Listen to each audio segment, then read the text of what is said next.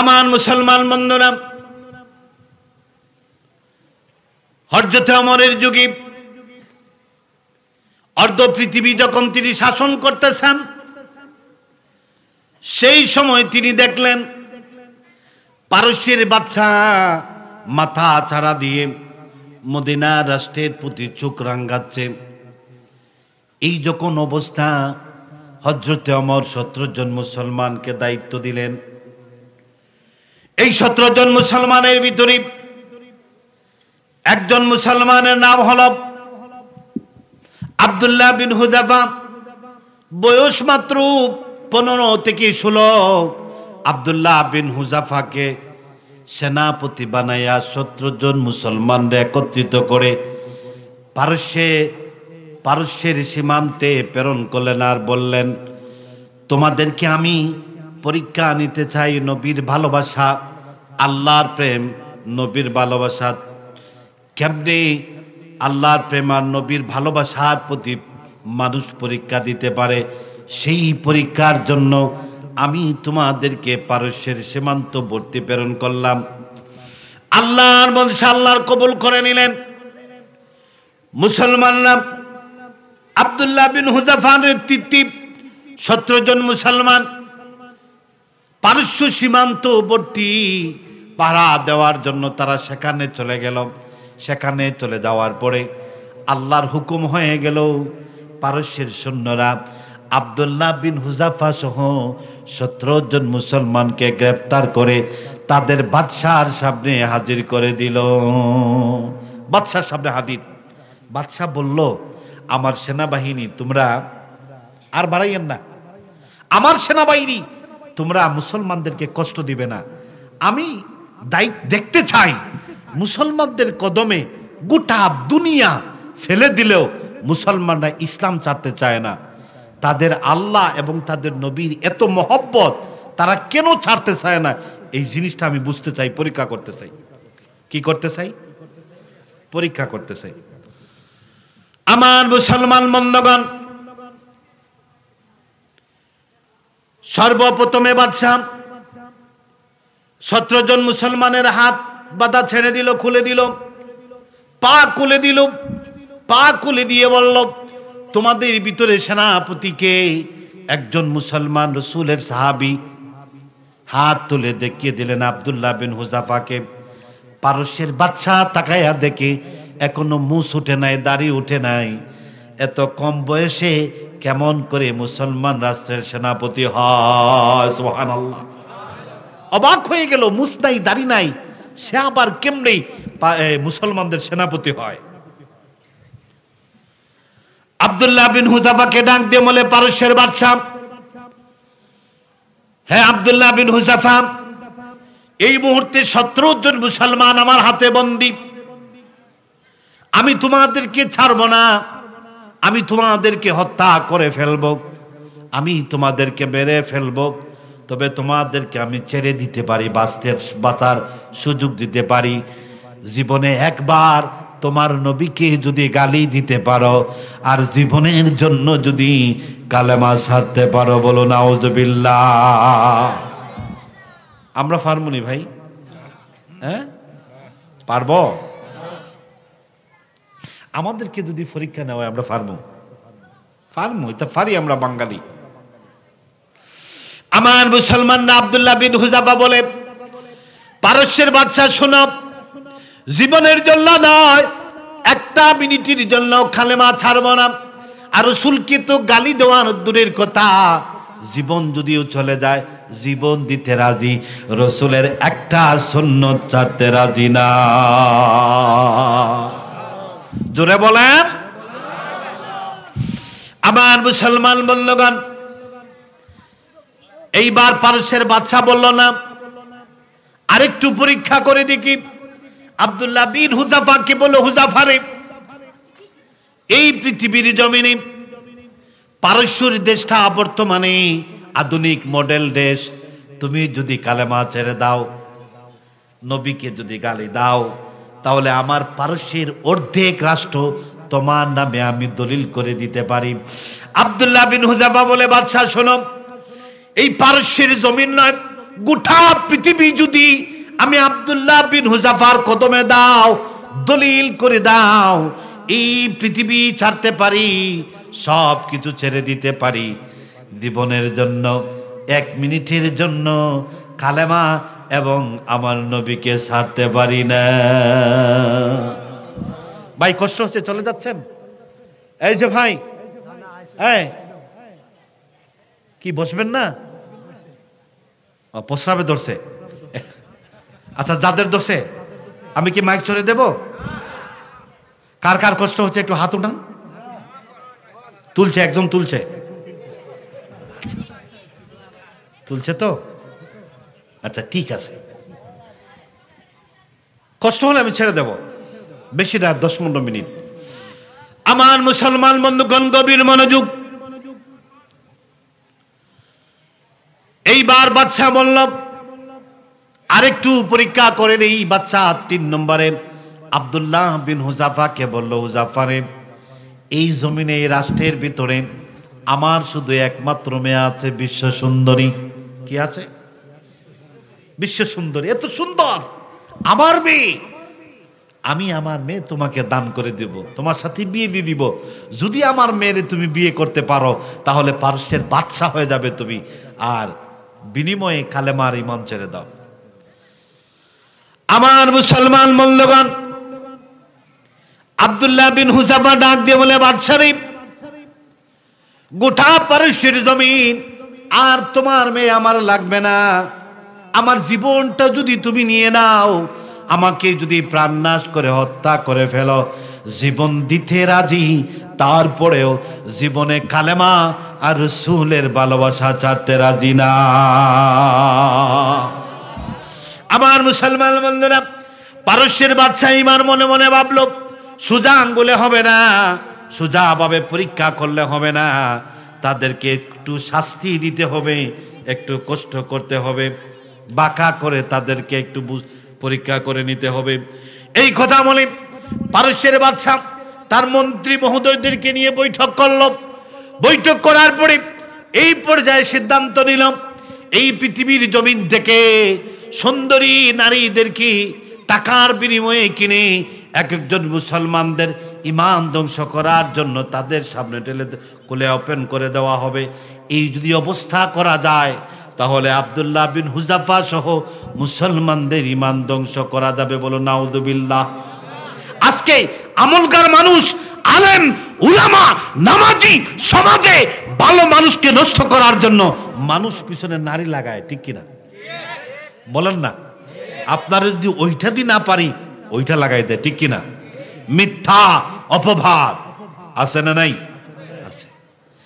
আমার মুসলমান বন্ধুরা, 17 জন মুসলমানকে হাত বেঁধে ফেলা হলো, পা বেঁধে ফেলে বন্দি করে 17টা রুমে নিয়ে বাদশা এবার ঘোষণা দিল, খবরদার তোমরা মুসলমানদের সাথে খারাপ ব্যবহার করবে না, তাদের হাত খুলে দাও, পা খুলে দাও, আর গভীর রাত্রে এক একটা মুসলমানের এক একটা রুমে এক একটা নারী তোমরা প্রবেশ করে দিবে। দেখি মুসলমান কত সময় থাকতে পারে। বলো নাউযুবিল্লাহ। এই পরিস্থিতি যদি আমরা পড়ি, ঈমান বাঁচাতে পারবো? বলেন পারবো? কেন কেন পারবো না? আমি তো রাসূলের উম্মত, পারবো না কেন? অবশ্যই পারবো। রাসূলের সুন্নতের প্রতি লক্ষ্য করেন, পারবেন? পারবো। আমার মুসলমান বন্ধুরা, পৃথিবীর বাছাই করা বিশ্ব সুন্দরী নারী মুসলমানদের এক একটি রুমে প্রবেশ করানো হলো। আব্দুল্লাহ বিন হুযাফা রুমে যখন নর্তকী নামের সুন্দরী নারী প্রবেশ করলো, প্রবেশ করে দেখে আব্দুল্লাহ বিন হুযাফা নামাজের মুসল্লা বিছাইয়া নামাজের মধ্যে ওই সুন্দরী মহিলা অর্ধ উলঙ্গ হয়ে দক্ষিণ দিকে আব্দুল্লাহ বিন হুযাফার দিকে চেয়ে চেয়ে দেখতেছে, আর মনে মনে ভাবতেছে, সালাম যদি ফেরায় তাহলে আমাকে দেখা মাত্রই আব্দুল্লাহ বিন হুযাফা নষ্ট হয়ে যাবে। আমার মুসলমান বন্ধুরা, আব্দুল্লাহ বিন হুযাফা সালাম ফিরালেন। সালাম ফিরানোর পরে ওই মহিলার দিকে তাকানোর তো দূরের কথা, আবার দাঁড়া হয়ে কারা হয়ে কিয়াম করে আল্লাহু আকবার বলে হাত বেঁধে নিয়ে আবার নামাজ পড়ল। এইভাবে সময় চলে যায়। যখন বুড়ো হয়ে গেল, পারস্যের বাদশা সুন্দরী নারীকে বলল, হে সুন্দরী নারী, কি করেছো, তোমার কাজ কি, ফল কি হয়েছে? ওই মহিলা বলে, বাদশা, জীবনে অনেকবার পুরুষের সামনে গেলাম, অনেক পুরুষ আমার রূপ দেখে তাকে দংশক, সে ধ্বংস হয়ে গেল, কিন্তু আরো যদি 2-3 ঘন্টা আপনি আমাকে যার রুমের ভিতরে দিয়েছেন, যার সামনে দিয়েছেন, আরো 2-3 ঘন্টা যদি থাকতাম, তার রূপে আকর্ষণ হয়ে আমার এই পেশা ছেড়ে দিয়ে আমি মুসলমান হয়ে যেতাম।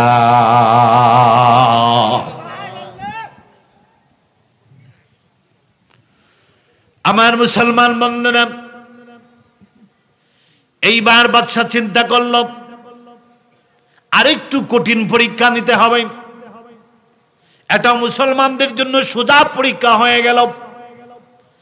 এইবার মুসলমানদেরকে হাত পা সুন্দর করে টাইট করে বেঁধে ফেলে ঘোষণা দিল, তাদেরকে তোমরা এক রুমের ভিতরে গচ্ছিত করে রাখো, যাতে তারা লড়তে না পারে। অনেক কষ্ট করে তাদের খাবার বন্ধ করে দাও, পানি বন্ধ করে দাও, কোনো প্রকার খাবার দেওয়া যাবে না, পানি দেওয়া যাবে না। 1 দিন 2 দিন 3 দিন নয়, 19 দিন হয়ে গেল, পানি নাই, খাবার নাই, চলাফেরা নাই, প্রস্রাব পায়খানা করতে পারে না, চলতেই পারে না। এত কষ্ট করি মুসলমানরা আছে। একদিকে ডাক্তার নিযুক্ত করে বাদশা ঘোষণা দিল, যখন মুসলমানদের জান প্রাণ নাশ হওয়ার সময় হবে, ডাক্তার যখন নির্দেশ দিবে এই মাত্র মুসলমান মারা যাবে, আমি বাদশার কাছে যখন ডাক্তার এই সংবাদ দিবে তখন আমি হাজির হব, মুসলমানদেরকে পরীক্ষা করব। আমার মুসলমান বন্ধুরা, 19 দিন হয়ে গেল, মুসলমান খানি নাই, পানি নাই, কোনো কিছু নাই, খাবার অভাবে, পানি প্রাণের অভাবে মুসলমানরা মৃত্যুর নিকটবর্তী যখন হয়ে গেল, ডাক্তার বাদশার কাছে চিঠি লিখে বলল, আর কিছুক্ষণ মুসলমান বেঁচে থাকবে, বাদশা আপনার যা পরীক্ষা করার আপনি পরীক্ষা করে নেন। বাদশা ঘোষণা দিল, মুসলমানদেরকে পানির পরিবর্তে তোমরা মদের বোতল দাও, আর খাবারের পরিবর্তে শুকরের গোশত বোনা দাও। মুসলমানরা মদ জীবনেও পান করবে না, মুসলমানরা কখনোই শুকরের গোশত খাবে না। আমি বলতে চাই, মদ পান করা হালাল না হারাম? শুকরের গোশত খাওয়া হারাম না হালাল? হারাম। আমার মুসলমান বন্ধুরা, বাদশার ঘোষণা মাত্রই 17 জন মুসলমানের সামনে 17টা বোতল পানির বোতল, 17টা খাবারের প্যাকেট, এবং মুসলমানদেরকে বাদশা বলতেছে, তোমাদেরকে এই পানির বোতলে মদ দেওয়া হয়েছে, আর খাবারের পরিবর্তে শুকরের গোশত বোনা দেওয়া হয়েছে। আব্দুল্লাহ বিন হুযাফা বলে, বাদশারে, আমরা সারাকাত চলতেছে, সরাও, হাত খুলে দাও, পা খুলে দাও, মদের বোতল সরাও, শুকরের গোশত সরাও। এই মুহূর্তে সাকরাত চলতেছে, সাকরাতের সময় আমাদেরকে হারাম জিনিস আমরা দেখতে চাই না, হারামের নিকটে থাকতে চাই না। মেহেরবানি করে বাদশা অন্তত পক্ষে এই সুযোগটা দাও, যাতে আমরা হারাম জিনিস না দেখে এই দুনিয়া থেকে ঈমান নিয়ে বিদায় হতে পারি। আমার মুসলমান বন্ধুরা, পারস্যের বাদশা এই জায়গায় ফেল, মুসলমান পানি পান করে নাই, হারাম গোশত খায় নাই। এখন বাদশা বলল, তাহলে এটা হবে না, এখন তাদেরকে আরো কঠিন পরীক্ষা করতে হবে। 17 জন মুসলমানের জন্য 17টা ফাঁসির মঞ্চ রেডি করে মুসলমানকে বলতেছে, দেখো, তোমরা যদি এখন যদি তোমরা বাঁচতে চাও তাহলে কালেমা ছাড়ো, না হলে তোমরা আর বাঁচতে পারবে না, তোমাদেরকে আমরা ফাঁসি দিব। আব্দুল্লাহ বিন হুযাফা মুস্কি মুস্কি হাসেন। কি করেন? মুস্কি মুস্কি হাসেন। পারস্যের বাদশা বলে, হুযাফা, এতদিন দেখলাম চিন্তায় জীবন বাঁচানোর জন্য কি করেছো, তোমার কোনো মায়া নাই দয়া নাই, আর এখন ফাঁসির মঞ্চ রেডি করছি, তুমি কি আমাকে টিটকারি করবা? তুমি কি আমার সাথে ঢং করো, মস্কারি করো? তুমি তো মরে যাবে। আব্দুল্লাহ বিন হুযাফা ডাক দিয়ে বলে, বেকুব বাদশা, এতদিন আমরা জালিমের জেলখানায় বন্দী ছিলাম, আল্লাহর সাথে আমরা মিলিত হতে পারি নাই, নিয়মিত রুকু সেজদা আদায় করতে পারি নাই রে বাদশা। কিন্তু এই মুহূর্তে যদি তুমি আমাকে ফাঁসি দাও, 17 জন মুসলমানকে যদি ফাঁসি দাও, আমাদের ফাঁসি হতে দেরি, আমরা আল্লাহর সাথে মিশতে দেরি হবে না। আমার মুসলমান বন্ধুগণ, পারস্যের বাদশা চিন্তা করলো, এরা এমন কোন জাতি, এমন কোন মুসলমান, মরলেও হাসে, মরলেও জিতে। বুঝেছি তাদেরকে আর একটু কঠিন পরীক্ষা নিতে হবে। আমার মুসলমান বন্ধুরা, আব্দুল্লাহ বিন হুযাফা সহ 17 জন মুসলমানদের সামনে একজন মুসলমানকে হাত বেঁধে ফেললো, পা বেঁধে ফেললো, গরম তৈল উত্তপ্ত করে আব্দুল্লাহ বিন হুযাফাকে বলল, আব্দুল্লাহ বিন হুযাফারি, এই মুহূর্তে তোমার একজন বন্ধুকে আমি দুনিয়া থেকে বিদায় দিব গরম তেলে নিক্ষেপ করে। যদি এখনো সময় আছে, কালেমা ছেড়ে যদি জীবনে একটা বার তোমাদের নবীকে গালি দিতে পারো, জীবনের জন্য যদি কালেমা ছাড়তে পারো, তোমার বন্ধু সহ 17 জন মুসলমানকে আমরা ছেড়ে দেব। নাউজুবিল্লাহ। আব্দুল্লাহ বিন হুযাফা কৌশল অবলম্বন করলেন, আর ডাক দিয়ে বলেন, হে পারস্যের বাদশা, শুনে রাখ, আমি মুসলমান, আমি সাহাবী। আমার আল্লাহ রাব্বুল আলামিন বলেছেন, ইন্না কাইদাশ শাইতানি কানা দাইফা। হে পারস্যের বাদশা, মুসলমানদের ঈমান ধ্বংস করার জন্য যত বড় তুমি চক্রান্ত করো, যত কৌশল করো, আমার আল্লাহ বলেছেন কাফের আর শয়তানের কৌশল আমার আল্লাহর কাছে মশা মাছির চেয়ে বড় তুচ্ছ। ঠিক কিনা? আমার মুসলমান বন্ধুগণ, আব্দুল্লাহ বিন হুযাফা যেই সাহাবীকে পারস্যের বাদশা হাত পেতে ফেলল, তার কাছে গিয়ে বলেন, ভাইরে, চিন্তার কোনো কারণ নাই, প্রাণের কোনো ভয় নাই। এই মুহূর্তে যদি তুমি দুনিয়া থেকে বিদায় হয়ে যাও, তাহলে আমাদের আগেই তুমি জান্নাতে যাবে। খবরদার, মিনিটের জন্য প্রাণের বিনিময়ে পারস্যের বাদশার কাছে ইসলামকে নত করা যাবে না। এই কথা বলে আব্দুল্লাহ বিন হুযাফা কান্না করে। কান্না করার পরে পারস্যের বাদশা বলে, হে হুযাফা, এতদিন পরে বুঝতে পারলাম তোমার জীবনের মায়া হয়েছে, জীবনের মায়ার জন্য এখন তুমি কান্না করতেছ। আব্দুল্লাহ বিন হুযাফা বলেন, বেকুব বাদশা, আমার জীবনের মায়ার জন্য আমি কান্না করি না। তবে রে বাদশা, জীবন বড়া আমি যত অর্জন করলাম, জীবনে কোনো প্রতিযোগিতায়, কোনো পরীক্ষায় আমি 2 নম্বর হয় নাই। আমি কান্না করেছি, আমার জীবনে তুমি অনেক ক্ষতি করে ফেলেছ।